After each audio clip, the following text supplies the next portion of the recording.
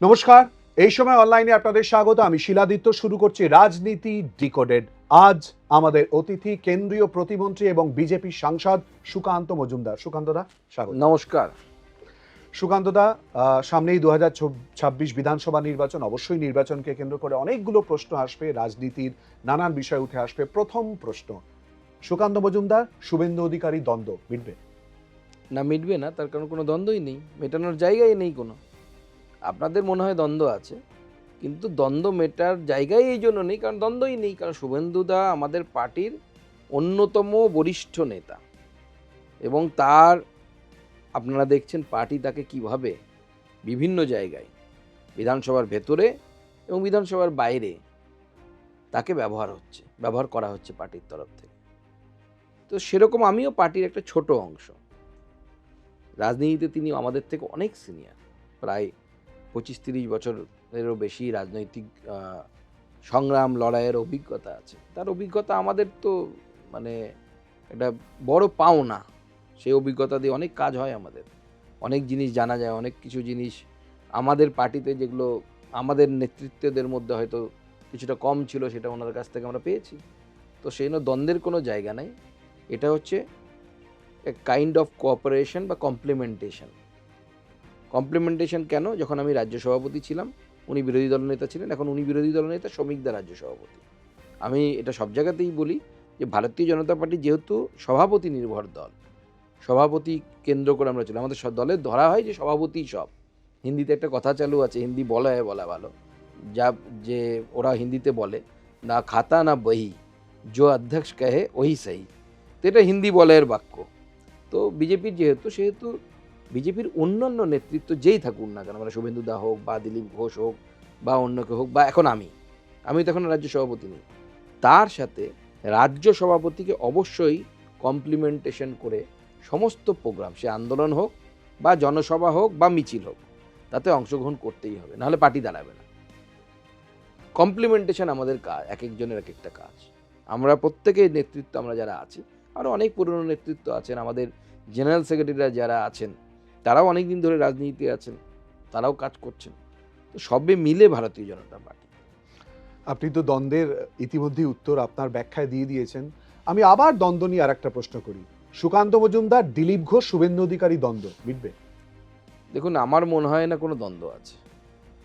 দিলীপ দা আমাদের পার্টির অন্যতম পুরনো নেতা, যিনি পার্টিটাকে নিজের হাতে অনেকটা উপরে তুলে এনেছিলেন। তারপর পার্টি যাই হোক 21-এ নির্বাচন আমরা জিততে পারিনি, পার্টির উপর আঘাত এসেছে। তারপরে উনি চলে গিয়ে আমি দায়িত্ব পাই। আমরা যারা আমার টিমে যারা কাজ করেছে তারা সবাই চেষ্টা করেছে সেটাকে একটা জায়গায় ধরে রাখার জন্য। আমাদের সিট কিছুটা কমেছে, এ বিষয়ে কোনো জায়গা নেই বলার, কিন্তু আমরা কিন্তু প্রায় 38% ভোট, 38% ভোট কিন্তু আমরা ধরে রাখতে পেরেছি, বা এবার একটু বেড়েছে, লোকসভাতে 39% হয়েছে প্রায়। তো যেটা বিধানসভার থেকে প্রায় 1% বেশি, 21-এর বিধানসভা থেকে। তো স্বাভাবিকভাবে পার্টির যে কোনো রাজনৈতিক দলের ওঠা নামা থাকে, আমরা সেটাকে ধরে রাখতে পেরেছি। এটা এই মুহূর্তে বলা যায় লাস্ট তিনটে ইলেকশন থেকে 19, 21 এবং 24 মিলিয়ে যে ভারতীয় জনতা পার্টি 38% একটা বেস, কিন্তু 38% অন অ্যান অ্যাভারেজ প্লাস কিন্তু আমরা বেস তৈরি করতে পেরেছি। তাতে সবার অবদান আছে। দিলীপ ঘোষের অবশ্যই অবদান আছে, আমি সেটাকে অ্যাকসেপ্ট করি। শুভেন্দু অধিকারীর অবদান আছে, অ্যাকসেপ্ট করি। আমার সময়ে আমার কিছুটা অবদান আছে। শুধু তাই নয়, যে সমস্ত সভাপতিরা শুরু থেকে 1980 সাল থেকে বা জনসংঘের আমলেও যারা সভাপতি ছিলেন, তারা যে কাজ করে গেছেন তার হয়তো এক্সপ্রেশন হয়নি সারফেস লেভেলে বা দেখতে পাওয়া যায়নি সিটের নিরিখে, কিন্তু তাদেরও অবদান আছে। আমি এটা বিশ্বাস করি, মনে প্রাণে বিশ্বাস করি। কোনো জাদুকাঠি দিয়ে হঠাৎ করে সব কিছু পরিবর্তন করা সম্ভব নয়। হ্যাঁ, হয়তো 19-এ এসে আমরা রেজাল্টটা দেখতে পেয়েছি, 18টা সিট দেখতে পেয়েছি, কিন্তু এর পেছনে ইতিহাস আছে। রাজনৈতিক রিপোর্ট কার্ড প্রকাশ করার জন্য অভিষেক বন্দ্যোপাধ্যায় বলছেন, রিপোর্ট কার্ড প্রকাশ করলে বিজেপি কি কি দেখাতে পারবে রাজ্যের জন্য? বিজেপি যা দেখাতে পারবে, এর আগে ভারতবর্ষের যতগুলো সরকার এসছে, এই সরকার পশ্চিমবঙ্গের জন্য যতটা ভেবেছে, যত পরিমাণ টাকা দিয়েছে, আমি রেলের কথা বললাম, আমি এয়ারপোর্টের কথা বললাম, আমরা তো চাইছি কলকাতার উপকণ্ঠে আর একটা এয়ারপোর্ট তৈরি হোক। যেরকম দিল্লির কাছে জাভের বলে একটা জায়গায় তৈরি হচ্ছে, আমরা চাইছি কলকাতার উপকণ্ঠে আরেকটি এয়ারপোর্ট আমরা তৈরি করতে চাই। আমরা গঙ্গার তল দিয়ে মেট্রো নিয়ে যাচ্ছি। মেট্রোর কাজ আমরা চিংড়িঘাটার ওখানে যে ছোট্ট কানেক্টরটা আটকে আছে, যাতে সাউথ যেটা হয়ে গেলে সাউথ কলকাতার লোকেরাও পর্যন্ত এয়ারপোর্ট পর্যন্ত সরাসরি তারা যোগাযোগ পেয়ে যাবে। মেট্রোতে যে পরিমাণ আমরা ইনভেস্ট করি, যেখানে আমরা সুযোগ পেয়েছি সেখানে আমরা করেছি। আমরা শুধু তাই নয়, এরিয়া বাঙালি করে না। আজকে কেন্দ্রের কতগুলো এডুকেশনাল ইনস্টিটিউশনের ডাইরেক্টর বাঙালি জানেন? আপনি দিল্লি আইআইটিতে যাবেন, তার ডাইরেক্টর বাঙালি। খড়গপুর আইআইটিতে এবার বাঙালি ডাইরেক্টর এসেছে, বিভিন্ন এনআইটিতে বাঙালি ডাইরেক্টর, আইজারে বাঙালি ডাইরেক্টর আছে বেশ কিছু। তো আমরা বাংলাকে সেই জায়গায় নিয়ে যেতে চাই, বাংলার সাথে বাংলার কাছে বাংলাকে সেই জায়গায় নিয়ে যেতে চাই যে জায়গা বাংলা গোটা ভারতবর্ষকে লিড করতে পারে, এবং সেটা ভারতীয় জনতা পার্টি পারে। আমরা করে দেখিয়েছি অন্যান্য রাজ্যে। বাংলা বললে বাংলাদেশি থেকে এসআইআর, পরপর এতগুলো ইস্যুতে তৃণমূল কংগ্রেস এই মুহূর্তে ফ্রন্ট ফুটে বলে তাদের দাবি। সেই জায়গায় বিজেপি কতটা ব্যাকফুটের সঙ্গে? ধর্ম নিয়ে মাতামাতি বিজেপির। দেখুন, প্রথম কথা হচ্ছে তৃণমূল মনে করছে যে তারা ফ্রন্ট ফুটে আছে, একটা ইস্যুও খায়নি বাবু। আপনিও তো মনে করছেন, আপনিও তো বলছেন যে ভোটে জিতবেন, পারসেপশন বলছে। না, অবশ্যই সময় আসুক না, আমরা বুঝতে পারবো কত ধান কত চাল বোঝা হয়ে যাবে, কার কত দম বোঝা হয়ে যাবে। ভোট অবধি আসতে দিন না, ভোটের লড়াইটা হতে দিন। এসেই তো গেল। হ্যাঁ, আর কয়েক মাস বাকি মাত্র। ভোটে জনতা ঠিক করে দেবে। মানুষ প্র্যাকটিক্যালি বুঝতে পারছে। আমি আজকে আমার বক্তব্যে বলেছি, আমার কথায় বিশ্বাস করতে হবে না। আপনারা সিম্পল একটা স্ট্যাটিস্টিক্স দেখান, আপনাদের এই সময় খুব ভালো স্ট্যাটিস্টিক্স অ্যানালাইসিসও করে আমি দেখেছি।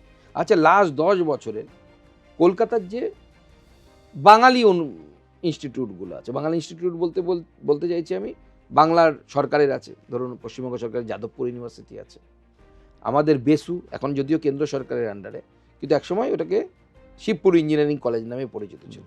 লাস্ট 10 বছরের প্রথম 5 জন বা প্রথম 10 জন বিভিন্ন স্ট্রিমের ইঞ্জিনিয়ার যারা বাঙালি, অন্যদের কথা আমি বলছি না, শুধু বাঙালিদের কথা বলছি, বা আইআইটিতে যে সমস্ত বাঙালিরা পাস আউট হচ্ছে, তাদের হোয়ার অ্যাবাউটস বের করুন তো, তারা কজন বাংলায় আছে বের করুন না একটু। আপনারা এই অ্যানালাইসিসটা করে বাংলার মানুষকে দেখান তো।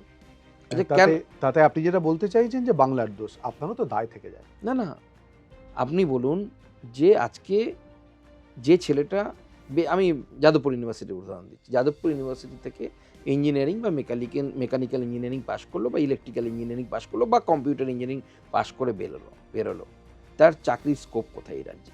আপনি অপশন দিন। না, অপশন আমাদের হাতে নেই তো। কেন্দ্র সরকার সরাসরি এখানে এসে শিল্প করতে পারে না, আপনি কথা বলুন, আপনি যোগাযোগ করুন, আপনি চেষ্টা করুন। আমরা কেন্দ্রীয় প্রতিমন্ত্রী, আমরা প্রত্যাশা রাখবো আপনার কাছ থেকে। না, অবশ্যই আমাদের প্রশ্ন থাকবে আপনার কাছে, এই প্রত্যাশার পারদ থাকবে, যে কারণে শুধু পারসেপশনের ভিত্তিতে মানুষ ভোট দেবে না, কাজ দেখে তো ভোট দেবে। আমরা তো মুখ্যমন্ত্রীকে আমি নিজে ওপেন অফার দিয়েছিলাম যে আপনি শিল্প আনতে চাইছেন, আপনার প্ল্যানিং কোথায়? আপনি বিরোধী দলের সাথে আলোচনা করছেন কোথায়? আপনি শিল্প আনতে চান, চলুন আমাদের বিরোধী দল, আমরা বিরোধী নেতারা যাব আপনার সাথে শিল্প চাইতে। বিজেপিতে সবাই ধোয়া তুলসী পাতা। বিজেপির সিস্টেমটা ধোয়া তুলসী পাতা। এখানে চোর এসেও চুরি করতে পারবে না। প্রথম দিন করবে, দ্বিতীয় দিন করবে, মোদিজির কানে যে খবরটা যাবে ধরে কেটে দেওয়া হবে কাঠিটা, এই সুতোটা। আপনি কি মোদিজির খুব কাছের লোক? লোকে বলে না, নানান অংশ থেকে দেখা যাচ্ছে যে শুভেন্দু অধিকারী, দিলীপ ঘোষ সবাই আপনার বাড়িতে যাচ্ছে আপনার সঙ্গে দেখা করার। না, এরকম কোনো বিষয় নেই। কেউ কাছের, মোদিজি অমিত শাহজির কাছে কেউ কাছের বললেও বলে হয় না। যে কাজ যে ডেলিভার করতে পারে তাকেই ওনারা উপযুক্ত জায়গায় বসান, উপযুক্ত জায়গায় এগিয়ে দেন, ওনারা পারফরমেন্স বোঝেন। মোদিজি পরিষ্কার কথা একটা গল্প করতেন যে দেখুন, আমি যখন ড্রাইভার খুঁজতে যাব তখন আমার কে কাছের আমি সেটা দেখবো না, সে যে ভালো গাড়ি চালাতে পারে আমি তাকে নেব। আপনি কি ভালো গাড়ি চালাতে পারছেন না? সারা জীবন হাফ প্যান্ট মন্ত্রী হয়ে রয়ে গেলেন। দেখুন, আমরা কি মন্ত্রী হব না হবো এটা তো মাননীয় প্রধানমন্ত্রীর প্রেরোগেটিভ। মমতা বন্দ্যোপাধ্যায় তো হাফ প্যান্ট মন্ত্রী ছিলেন একসময়। আপনি মমতা বন্দ্যোপাধ্যায় ছেড়ে দিন, আর একজনের উদাহরণ দিচ্ছি, একে আপনি কি মন্ত্রী বলবেন জানি না। একসময় ভারতবর্ষে ডেপুটি মিনিস্টার বলে একজন মিনিস্টার পদ ছিল। ডেপুটি মিনিস্টার মানে ক্যাবিনেট এমওএস, তার নিচে একজন ডেপুটি মিনিস্টার। জীবনের প্রথম ডেপুটি মিনিস্টার হয়ে যিনি শুরু করেছেন, আজকে তিনি মুখ্যমন্ত্রী, তার নাম হচ্ছে নীতিশ কুমার। তো সেই মন্ত্রীটাকে বাংলায় হলে হয়তো আন্ডারওয়্যার মুখ্যমন্ত্রী বলা হতো, হাফ প্যান্ট যদি এমওএসকে বলা হয়। কিন্তু আজকে তিনি বিহারের নন রিপ্লেসেবল চিফ মিনিস্টার। বাবা, 2026 বিধানসভা নির্বাচন আসন্ন, সেই সময় এখনো ভুল সংশোধন হবে, যে কারণে 30শে ডিসেম্বর সাংবাদিক বৈঠকে ডান দিকে বাঁ দিকে সুকান্ত মজুমদার, শুভেন্দু অধিকারী, শ্রমিক ভট্টাচার্য, শান্তনু ঠাকুর, তাদেরকে নিয়ে একত্রিত পরিবারের ছবি দেখাতে হবে? না না, পরিবারের ছবি নয়, আমাদের রাজ্যে কতগুলো মুখ আছে, তো আমাদের রাজ্যের নেতৃত্বের কতগুলো মুখ আছে। তো স্বাভাবিকভাবে পার্টি ঠিক করেছে এই মুহূর্তে আমাদের রাজ্য সভাপতি শ্রমিক ভট্টাচার্য, বিরোধী দলনেতা শুভেন্দুবাবু, আর আমরা দুজন কেন্দ্রীয় মন্ত্রী আছি। তো স্বাভাবিকভাবে প্রেস কনফারেন্সে আমাদের পার্টি সব ঠিক করে কারা বসবে, সেটা পার্টি ঠিক করে। কোনো জায়গায় হয়তো মনে হবে অন্য কাউকে বসানো দরকার, তখন সেখানে তিনি বসবেন। এক্ষেত্রে কোনো কিছু দেখানোর প্রয়োজন পড়ে না। এবং ভারতীয় জনতা পার্টি, এটা আমি তো অন্ততপক্ষে বিশ্বাস করি যে প্রত্যেকের কন্টিনিউয়াস রাজনীতি বা যে কোনো জিনিস নিজের জীবনতায় যে কন্টিনিউয়াস আপনি শিখতে থাকেন, ভুল হয় কিছু মানুষের মাধ্যমে, আমরা কেউ তো পারফেক্ট নয়, আমরা সবাই শিখতে থাকি সময়ের সাথে সাথে। তো আমরাও সেরকম শিখছি, এবং ভারতীয় জনতা পার্টি এবার মনস্থ করেছে আমরা তার জন্য যতটা পরিশ্রম প্রয়োজন, স্নান খাওয়া দাওয়া সব যদি ভুলে যেতে হয় ভুলে যেতে রাজি আছি, ঘুম, আমরা ভারতীয় জনতা পার্টির সরকার এবার 26-এ গঠন করেই ছাড়ব। মডেল তখন দেখবেন, এখন অনেকে মহারাষ্ট্র মডেল অমুক মডেল আপনারা বলছেন, আমাদের কেউ বলেন না ওরকম, এরপরে সবাই বাংলা মডেলের কথা বলবে। মুসলিম ভোট একটা সামান্য অংশ আমরা পাবো, বাকিটা পাবো না। কেন? ধর্ম নিয়ে রাজনীতি?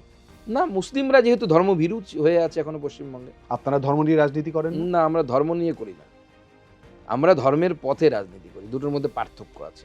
অমর্ত্য সেনকেও তো ডাকা হয়ে গেল এসআইআর এর শুনানিতে। অমর্ত্য সেনের কাছে চিঠি গেছে, উনি নিজে আসতে পারবেন, ওনার পর কেউ সই করে দেবেন। অমর্ত্য সেন এখানে ভোট দেন কিনা আমার জানা নেই, আমি তো লাস্ট ভোটে ওনাকে দেখিনি, কোনো জায়গাতে ফুটেজ আমি দেখতে পাইনি উনি এখানে ভোট দেন কিনা।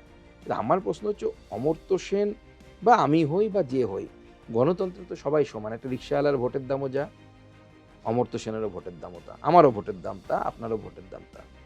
নিয়ম কারোর জন্য আলাদা হয় না। এখানে ভারতবর্ষের প্রধানমন্ত্রীকেও লাইনে দাঁড়িয়ে ভোট দিতে হয়, মুখ্যমন্ত্রীকেও লাইনে দাঁড়িয়ে ভোট দিতে হয়, এটা ভারতবর্ষের নিয়ম, গণতন্ত্রের নিয়ম, এটা গণতন্ত্রের উৎসব।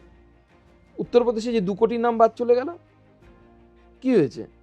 উত্তরপ্রদেশের লোককে কি এসআইআরে যেতে হচ্ছে না?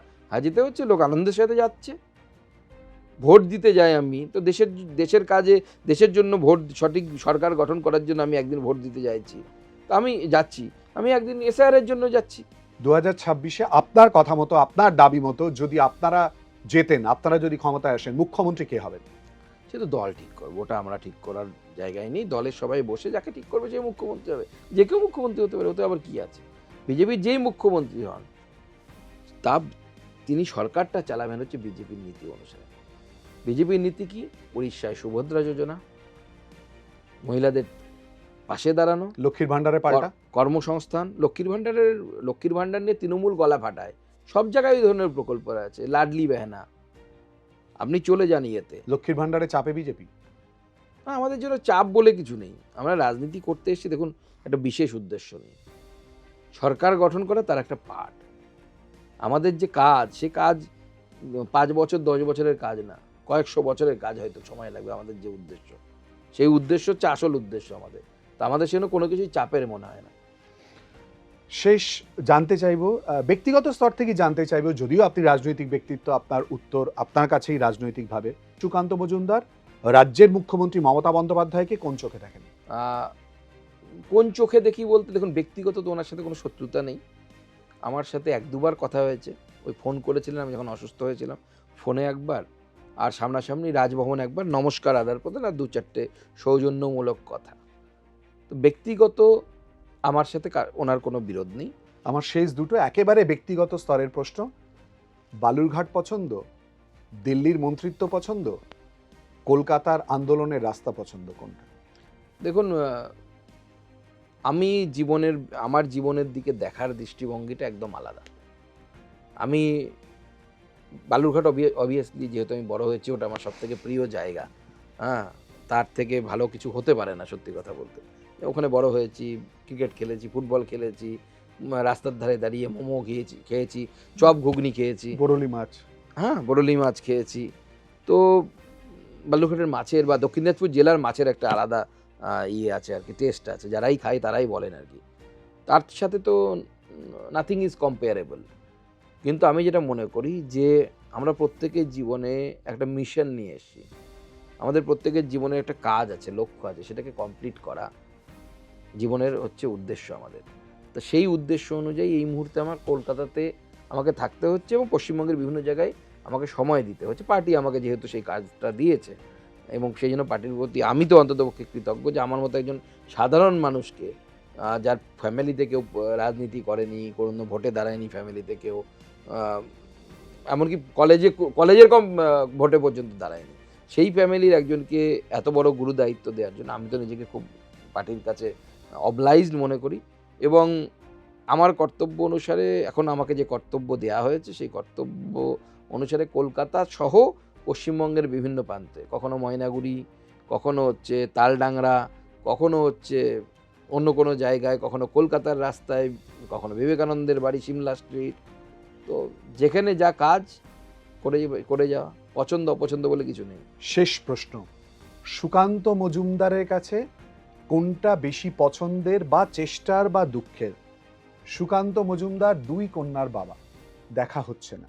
সুকান্ত মজুমদার বটানির অধ্যাপক, কোনটাকে ধরবেন, কিভাবে সামলাবেন, কিভাবে সামলাবেন? আমি আলটিমেটলি দিনের শেষে একজন শিক্ষক এবং অবশ্যই 2 কন্যার প্রাউড ফাদার। 2 কন্যা আমার, এবং আমার ওখানে আমার পরিবার হচ্ছে মহিলা ডমিনেটেড পরিবার, বুঝতেই পারছেন, আমরা সংখ্যালঘু, বাবা আর আমি এই 2জন পুরুষ, বাকি সব মহিলা। তো আমার স্ত্রী, আমার মা, প্রত্যেকেই তাদের মানে তাদের কাজটা খুব ভালো মতো করেন বলেই আমি এতটা সময় বাড়ির বাইরে দিতে পারি। হ্যাঁ, মেয়েরা মিস করে, এ বিষয়ে কোনো সন্দেহ নেই। বিশেষ করে ছোটো মেয়েটি খুবই বেশি মিস করে। ও গেলেই বলে, আজ তুই যাচ্ছিস কেন, কেন যাচ্ছিস, কী কাজ, এখানে থাক, ও তুই তুই করে বলে। তো স্বাভাবিকভাবে সেটা কষ্ট দেয়। কিন্তু দেখুন, আমাদেরকে ছোটোবেলা থেকে আমি যে আদর্শের সাথে যুক্ত, আমি ক্লাস 11-12 থাকা অবস্থায় আমি আরএসএসের সাথে যুক্ত হই। তখন থেকে ওই একই মন্ত্র শিখে এসেছি, কান্ট্রি ফার্স্ট, দেশ সবার আগে, তারপরে নিজের পরিবার, পার্টি, যাই বলুন না কেন, দেশ সবার আগে, তার উপরে কিছু হতে পারে না। অনেক ধন্যবাদ সুকান্তদা আমাদের সঙ্গে এই আলোচনায় অংশগ্রহণ করার জন্য। অনেক প্রশ্নের উত্তর আপনি দিলেন এবং কার্যত আমি সুকান্ত মজুমদারের ইন্টারভিউ একাধিকবার নিয়েছি এবং সুকান্তদার অন্যতম বড় বিষয় হচ্ছে সুকান্তদা কোনো প্রশ্নকেই সরিয়ে দেন না বা অ্যাভয়েড করে যান না বা অন্য প্রান্তে ঢুকিয়ে নিয়ে যাওয়ার চেষ্টা করেন এবং না। আগে থেকেও প্রশ্ন জানার চেষ্টা করি না। এটাও গুরুত্বপূর্ণ দিক। সুতরাং আনকাট আনএডিটেড সুকান্ত মজুমদার সময় হিসেবে দিলে বোধহয় ভালো হতো, কিন্তু আমরা চেষ্টা করব যতটা সম্ভব তুলে ধরার। অনেক ধন্যবাদ। আবার দেখা হবে 2026 বিধানসভা নির্বাচনের আগে, তো নিশ্চয়ই আবার প্রত্যাশা থাকবে। ভালো থাকবেন, সুস্থ থাকবেন। ধন্যবাদ আপনাদেরকে।